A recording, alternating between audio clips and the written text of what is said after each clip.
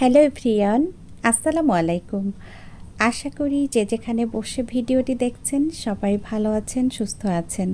পবিত্র মাহে রমজানের শুভেচ্ছা জানিয়ে শুরু করছি আজকের রেসিপি। আজ আমি আপনাদের সাথে শেয়ার করছি একটু বেশি মজার আলুর চপ রেসিপি।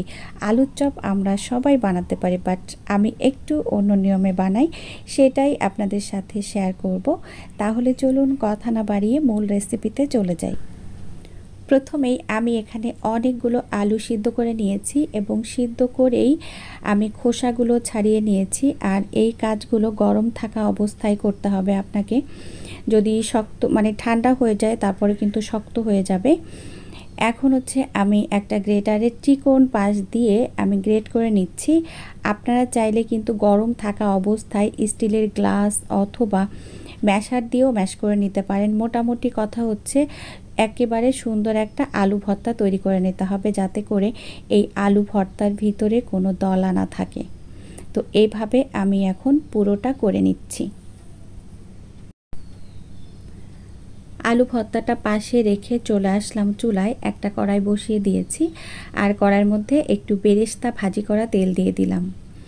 এই পর্যায়ে সেই তেলের মধ্যে দিয়ে দিয়েছি হচ্ছে একটু পেঁয়াজ কুচি আর একটু কাঁচামরিচ কুচি। এখন হচ্ছে পেঁয়াজ কাঁচামরিচ আমি কিছু সময় ধরে একটু ভেজে নিব।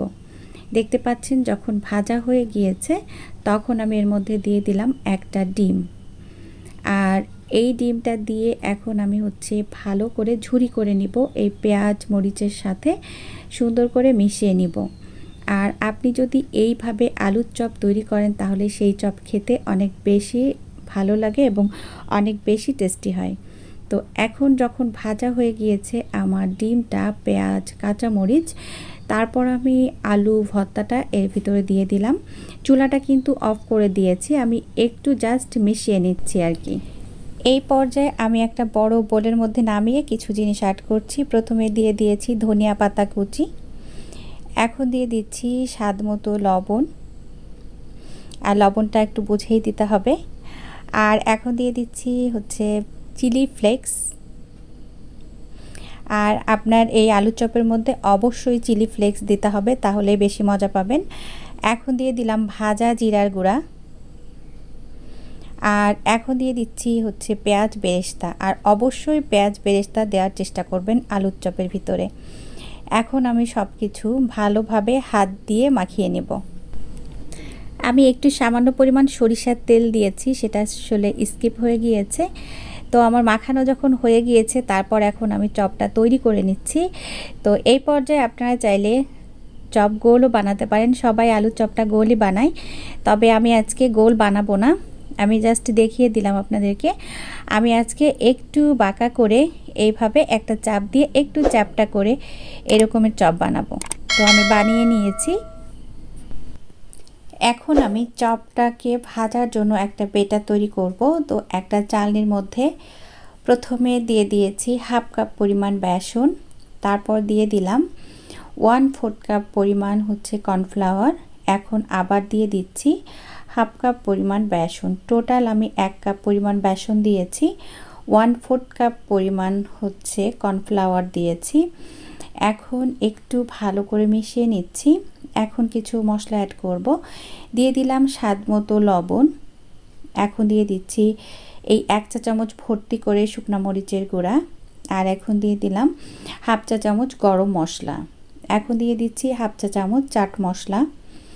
সব কিছু ভালোভাবে মিশিয়ে নিচ্ছি। আর এই পর্যায়ে এখন হচ্ছে আমি একটু একটু করে পানি দিব আর একটা পাতলা করে বেটার তৈরি করে নিব। এমন একটা বেটার তৈরি করতে হবে যাতে করে একেবারে পাতলাও না হয়ে যায়, আবার একেবারে ঘনও না হয়ে যায়, এটা খেয়াল রাখতে হবে। আর বেগুনির মতোই এই বেটারটাকেও আপনাকে কিছু সময় একটু ফেটে নিতে হবে, তাহলে কিন্তু একেবারে সুন্দরভাবে এই চপটা ফুলে যাবে এবং বাহিরে একদম মসৃণ হবে। লাস্টে এখন দিয়ে দিচ্ছি হাফ চা চামচ পরিমাণ বেকিং পাউডার। বেকিং পাউডার দিয়ে একটু মিশিয়ে নিয়ে তারপর হচ্ছে আমি চপটা ভাজি করব। চলে আসলাম ভাজি করতে। আমি আগে থেকে তেল বসিয়ে দিয়েছি। তেলটা যখন গরম হয়ে গিয়েছে তখন একটু বেটার দিয়ে দেখলাম যে হয়েছে কি না, তো একটু কম ছিল। তা কিছুক্ষণ পরে এই পর্যায়ে কিন্তু তেলটা ভালো করে গরম হয়ে গিয়েছে। এখন আমি একটু দেখিয়ে দিচ্ছি। এই যে বেসনের ভিতরে আমি চপটা নিয়ে একটু ধরে এই যে এইভাবে মানে গোলাটাকে ছাড়িয়ে দিয়ে তারপর আমি হচ্ছে তেলের মধ্যে দিয়ে দিচ্ছি। তো এই পর্যায়ে হচ্ছে আমার একটা ভুল হয়েছে, সেটা হচ্ছে চপ ভাজি করার সময় আপনারা একটু তেলটা বেশি দেবেন। তো আমার কাছে মনে হয়েছিল যে তেল মনে হয় আমি বেশি দিয়েছি, তো দেখলাম যে আসলে না, তেল কমই হয়েছে। আর যেহেতু আমি একটু চপটা বড় করে বানিয়েছি ওই জন্য। তো চপ ভাজি করার সময় অবশ্যই একটু তেল বেশি দিয়ে ভাজি করবেন। আর দেখতে পেয়েছেন চপের বাহিরটা কিন্তু একদম মসৃণ হয়ে গিয়েছে, আর চপটা ছাড়ার সাথে সাথেই কিন্তু একেবারে ফুলে যাচ্ছে।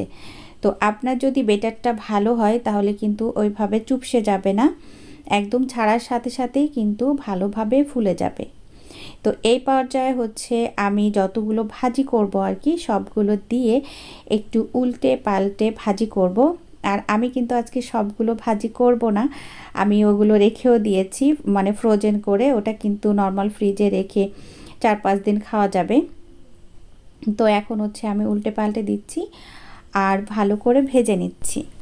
আজকে আমি হচ্ছে 6 পিস ভাজি করছি আর বাকিগুলো রেখে দিয়েছি। আপনারা যখন চপটা ছাড়বেন একটার পাশে আরেকটা একটু খেয়াল করবেন, একটু সরিয়ে দিবেন যাতে করে গায়ে গায়ে না লেগে যায়।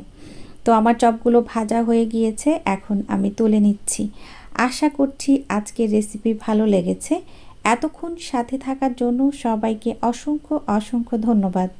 সবাই ভালো থাকবেন, আমার জন্য দোয়া করবেন। আগামী রেসিপি দেখার আমন্ত্রণ জানিয়ে বিদায় নিচ্ছি। আল্লাহ হাফিজ। আসসালামু আলাইকুম।